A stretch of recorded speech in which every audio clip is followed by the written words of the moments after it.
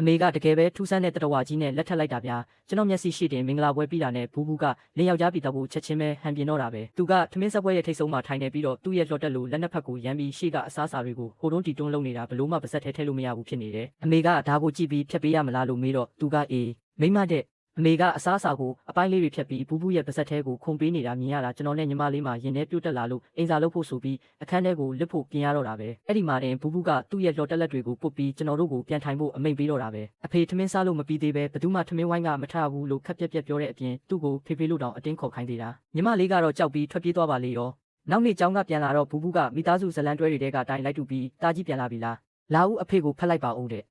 ကျွန်တော်လည်းမအောင်နိုင်တော့တာနဲ့သွားစမ်းပါဗျာလို့ပြောလိုက်မိတယ်အမေကလည်းချက်ချင်းပဲအခုအဖေကိုလိုလိုသေးသေးဆက်ဆန်ဆန်းဆိုပြီးကျွန်တော်ကိုငေါက်တော့တာပဲအဲ့ဒီနောက်မှာတော့အဲ့ဒီလှငယ်လေးကအမေအတွက်သပင်တူအဖြူကြီးဝယ်လာပေးတယ်အိမ်တော်ရေးတာရအောင်ဆိုပြီးအမေကိုဇက်ကောင်စရိုက်တွေလိုက်လုတ်ခိုင်းချင်နေတာအမေကမငင်းချင်နဲ့လိုက်လုတ်ပြီးတော့မဲ့အချိန်မှာပဲကုမ္ပဏီတစ်ခုကအင်တာဗျူးအောင်လဲဆိုပြီးဖုန်းဆက်လာတယ်ဇလန်တွဲတွေကြည့်ပြီးအစိတ်တက်နေတဲ့ဘူးဘူးကအမေလမ်းကိုပိတ်ရက်ပြီးငါမိမအလုပ်လုပ်เสียမလို့ဘူးငါကြွေးထားမယ်တဲ့ဒီတခါတော့အမေတကယ်ကိုတင်းသွားပြီနင့်မိဘတွေကငါ့ကိုပတ်စံပေးထားတာဟုတ်တယ်ဒါပေမဲ့ဒီလိုအတိတ်ပဲမရှိတဲ့ကိစ္စတွေကိုတီးခံဖို့အထိတော့ပတ်စံအများကြီးပေးမထားဘူးလို့အမေကပြန်ပြောလိုက်တယ်ပြီးတော့နင့်အမေကိုလည်းတွားပြောလိုက်တရားရုံးမှာတွေ့မယ်လို့ငါလည်းအရင်ကရှိနေပဲနင်တို့အားလုံးကိုအဆုံးထိတိုက်ထုတ်ပြမယ်လို့လည်းအပြက်ပြောလိုက်ရောဒါတောင်ဘူးဘူးကတကားဝမှာပိတ်ရက်နေတော့မယ်အမေကတော့တကယ်ကိုပောက်ကွဲသွားပြီး